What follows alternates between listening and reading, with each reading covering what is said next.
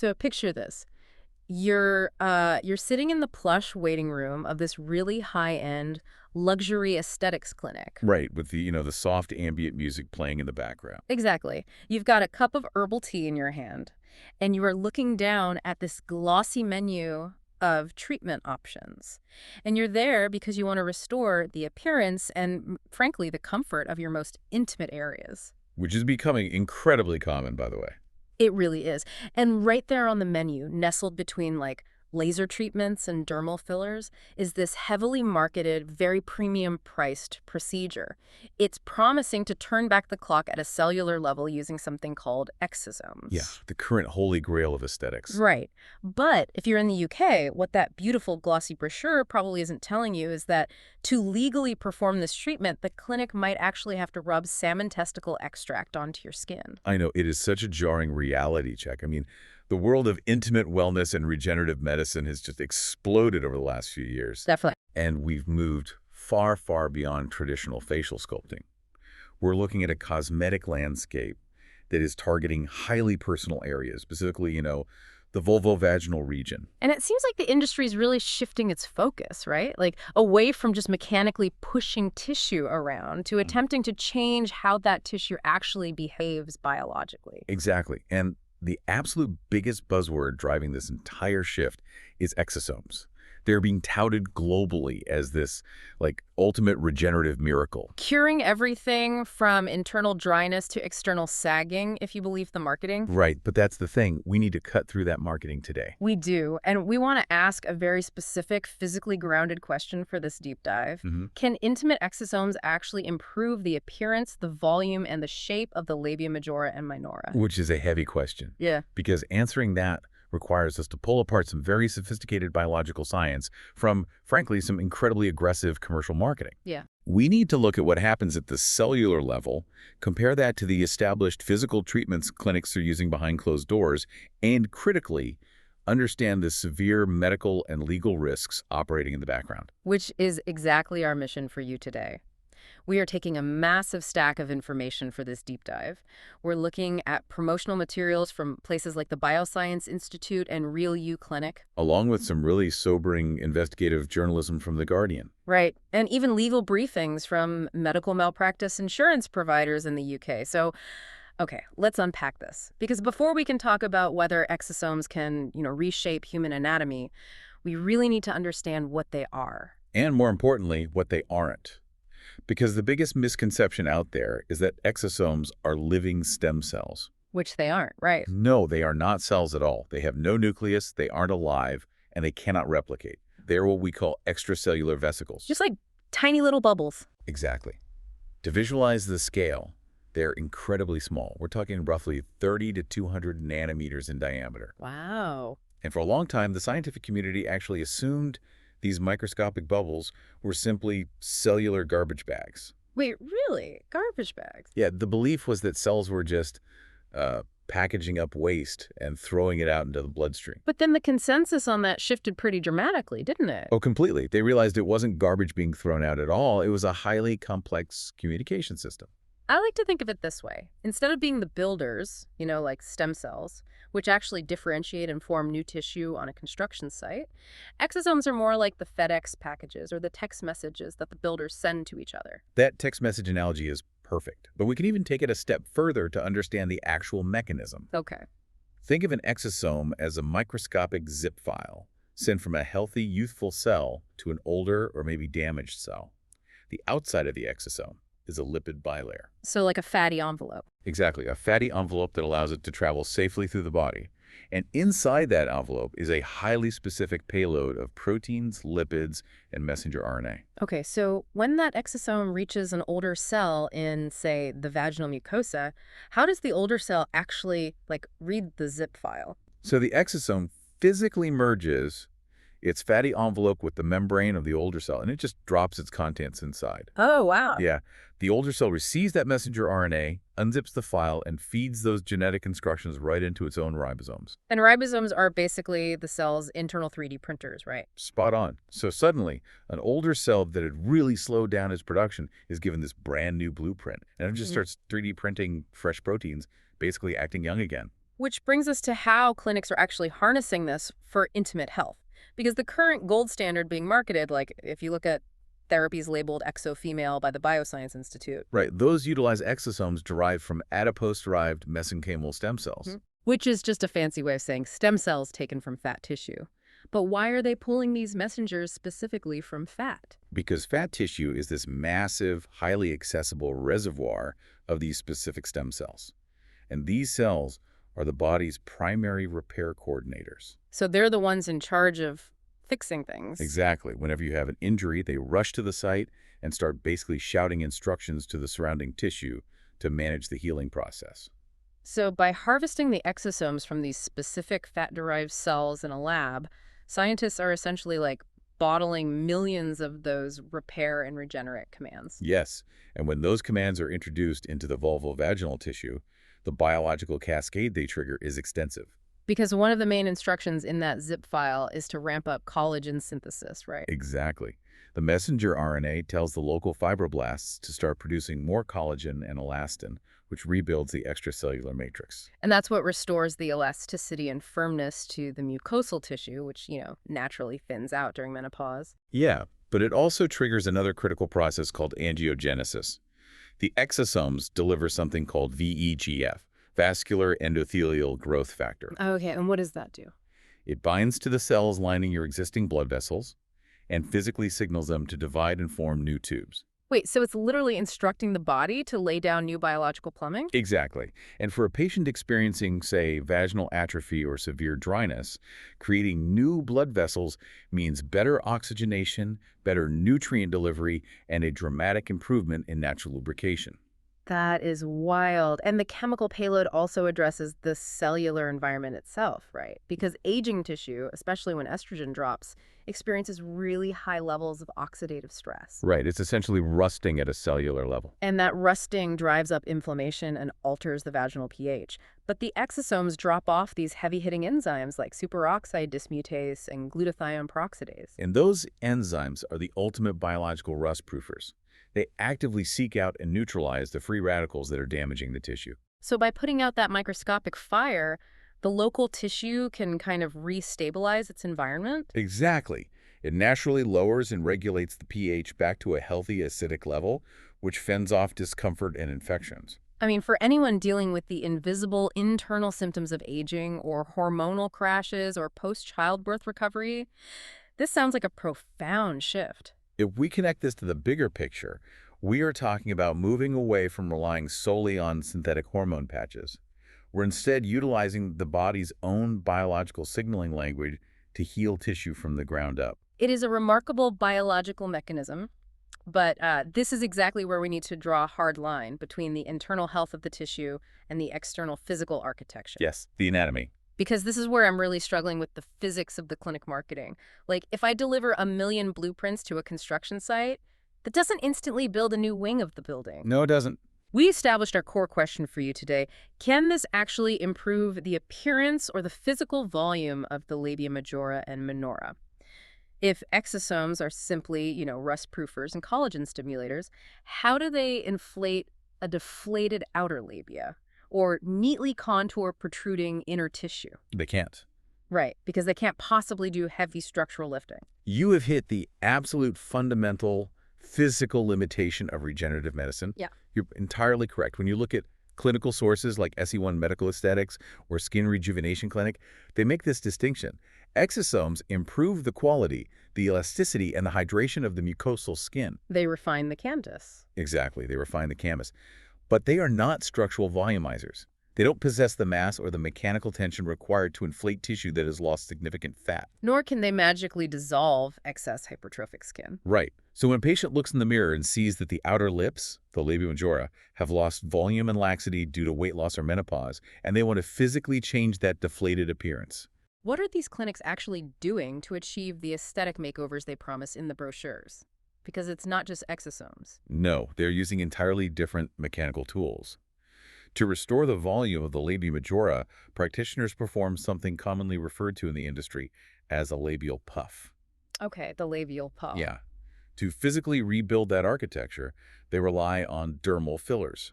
They inject highly cross-linked hyaluronic acid, utilizing specialized products like Cereal, which are formulated specifically for the density of intimate tissue. And hyaluronic acid works structurally because it's a moisture-binding molecule, right? So once it's injected, it physically holds onto water. Right. Expanding like a sponge to take up space and provide immediate volume, it plumps the outer labia to conceal the inner anatomy. And some practitioners also use autologous fat transfer, where they liposuction fat from the patient's abdomen and inject it directly into the labia majora to provide like a permanent structural scaffold. Exactly. And the same principle applies when treating the labia minora, the inner lips. Because some women experience labial hypertrophy, where the tissue elongates and protrudes, which causes discomfort during exercise or intimacy. Right. And if the patient wants to alter that shape without undergoing a surgical labiaplasty, to literally cut the tissue away, exosomes are useless for the structural work. Instead, clinics turn to intense heat. Right, and this involves radiofrequency devices like the UltraFem 360 or Divatite. The practitioner inserts a wand into the vaginal canal and applies it externally to the labia, emitting radiofrequency waves that heat the deeper tissue layers to exactly 40 degrees Celsius. Yeah. Which, heating intimate tissue to 40 degrees sounds incredibly intense. How does heat change the physical shape?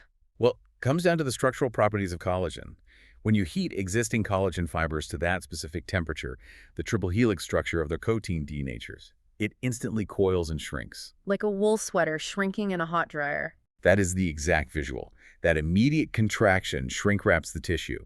It tightens the vaginal canal and the external skin, physically pulling back the protruding labia minora and neatening the overall appearance. Oh, wow. And practitioners are also using platelet-rich plasma, often branded as the O-shot, right? Where they draw your blood, spin it in a centrifuge to isolate your own growth factors, and inject it to thicken the tissue and create mechanical tightness. Yes, but here's the thing. When you look at the reality of the global aesthetics market, clinics aren't choosing between these structural tools and exosomes. They're combining them. Here's where it gets really interesting. Yes. The hybrid approach is currently the most lucrative and popular strategy in high-end aesthetics. They use the hyaluronic acid filler to inflate the volume. They use the radiofrequency wand to shrink and contour the shape. And then, at the very end, they apply the exosomes. Products like DX Exoscience. They apply them either topically or via microinjections. Exactly. The exosomes act as a biological supercharger for the heavy mechanical work that was just done, because the structural treatments are effective, but they cause controlled trauma. Right. Heating tissue to 40 degrees obviously causes inflammation and redness, and injecting fillers causes micro tears. So by introducing exosomes immediately afterward, you are dropping millions of those repair zip files directly into traumatized tissue. So it heals faster. Drastically. The exosomes drastically reduce the downtime, calm the inflammation, and regenerate the surface appearance of the skin so it looks youthful and glowing, while the filler, or the contracted collagen, holds the new shape beneath. It's a comprehensive, stacked aesthetic makeover, and the demand for this exact combination is staggering globally. Like, according to Bookamed, we are seeing thousands of patients becoming medical tourists specifically for this. Oh, absolutely. Specialized hubs in Turkey are pulling in over 5,200 patients annually just for intimate regenerative therapies, offering these stacked procedures, fillers, heat, and exosomes for around $1,800. Which is a fraction of the cost in London or New York. And the demand is completely understandable. Women are finally seeking and finding proactive solutions for highly personal issues they have historically been told to just, suffer through silently. Totally. The appeal of a non-surgical regenerative fix is undeniable. But, and this is a big but, the vulnerability of that demand brings us to the dark side of this entire industry. And it is a very dark side. When a patient is sitting in that plush clinic waiting room, feeling insecure about their intimate health and reading a brochure promising the fountain of youth, they are highly susceptible. Very much so. And when we cross-reference these clinic menus with the medical and legal realities, particularly in the UK, we uncover a massive, deeply concerning black market operating in plain sight. It's wild. The marketing has accelerated so far past the safety regulations and clinical evidence that a significant portion of what is being offered is entirely illegal. Yeah. If we look at the hard lines drawn by regulatory bodies, like the UK's Medicines and Healthcare Products Regulatory Agency, the MHRA, the rules regarding exosomes are absolute. In the UK, injecting exosomes into a patient, whether intradermally, subcutaneously, or intravenously, is strictly prohibited. Period. The MHRA classifies any injected exosome as a medicinal product, and currently there is not a single exosome-based injectable that holds a UK marketing authorization. Not one. So if a needle is pushing an exosome into your tissue, the law is being broken. Exactly. But the legality becomes even more fraught when we look at the origin of these exosomes. Clinics heavily advertise the use of human-derived exosomes, those harvested from human umbilical cord blood or human mesenchymal stem cells. Right, because they market human-to-human transfer as the most biologically compatible and effective route. They do, but under UK and EU regulations, the use of human-derived exosomes for cosmetic purposes is banned entirely. You cannot legally use them, even topically. Wait, not even topically. Nope. The only exosomes legally permitted to sit on the shelves of a UK aesthetic clinic are plant-derived, harvested from things like roses or animal-derived. Which brings us back to our opening thought. To bypass the human-derived ban, some manufacturers harvest exosomes from the stem cells of salmon testicles. Yes. And even then, those plant and animal exosomes are legally restricted to topical use only. They can be rubbed onto the surface of the skin after a microneedling treatment to soothe the surface, but they absolutely cannot be loaded into a syringe. Which forces us to ask why regulatory bodies have implemented such a severe ban on injecting human exosomes. It is not just arbitrary red tape. It is rooted in a profound microscopic biological risk. Because the mechanism that makes an exosome so effective, its ability to safely transport genetic material inside a lipid envelope, is the exact same mechanism used by a virus. Exactly. A virus and an exosome are practically identical in size, and both are packaged by cells into those fatty envelopes. So if a lab is processing human umbilical cord blood to harvest millions of exosomes, how do they ensure they aren't accidentally harvesting and concentrating a dormant virus that the donor was carrying? Oh my God. That is terrifying. That is the core scientific danger. Currently, scientists warn there is no reliable commercial-scale method to purify and separate exosomes from dangerous viruses with 100% certainty. So when a practitioner injects human-derived biologicals into your highly vascular intimate tissue, they are introducing foreign genetic material from another human being. Yes, and without the rigorous pharmaceutical-grade oversight that the MHRA requires, the risk of cross-contamination, severe immune reactions, or unintended cellular mutations is very real. Which exposes the patient to an incredible amount of risk on two fronts, medical and financial. Let's look at the legal briefings from malpractice providers like Enhance Insurance. If a luxury clinic decides to ignore the MHRA and injects you with the banned human exosome, or if they take an approved topical rose exosome and illegally inject it to try and get better results, they are explicitly breaching their coverage terms. They are voiding their medical malpractice insurance on the spot. The practitioner is operating completely unprotected. And by extension, the patient is left entirely stranded. Exactly. If something goes wrong, if that unpurified human exosome triggers a massive localized infection, or if an illegal injection causes permanent tissue necrosis in one of the most sensitive areas of your body, the clinic's insurance provider will not pay out a single cent to cover your reconstructive surgeries or your distress. You are basically on your own to fight a legal battle against a clinic that was operating outside the law from the moment you walked into the waiting room. It is a staggering level of exposure for you as a patient, and it is all happening against a backdrop of deep scientific uncertainty. Like during an investigation into this black market, journalists from The Guardian interviewed a leading scientist who has spent 25 years pioneering the study of extracellular vesicles. And his takeaway was sobering. Yeah. After a quarter of a century analyzing these microscopic messengers, his assessment of the current commercial landscape was chilling. He stated plainly, we still don't know exactly what exosomes are. That is the reality check of the century. The pioneers of the field are openly admitting that we do not fully understand the complete biological consequences of these zip files, while high-street clinics are charging patients thousands of dollars to inject them directly into their bodies. It's crazy. And look, the physiological potential of exosomes is genuinely breathtaking. Using the body's own communication network to tell older tissue to heal, to reduce oxidative stress, and to naturally restore lubrication is a brilliant horizon for women's health. The biology is sound in theory, but the commercial application is currently a chaotic, unregulated Wild West. So to bring it all back to the core question driving this deep dive, if you are looking to change the physical appearance, the shape, or the volume of the labia majora and minora, Intimate exosomes alone are not the answer. No, they cannot inflate tissue or tighten structural collagen.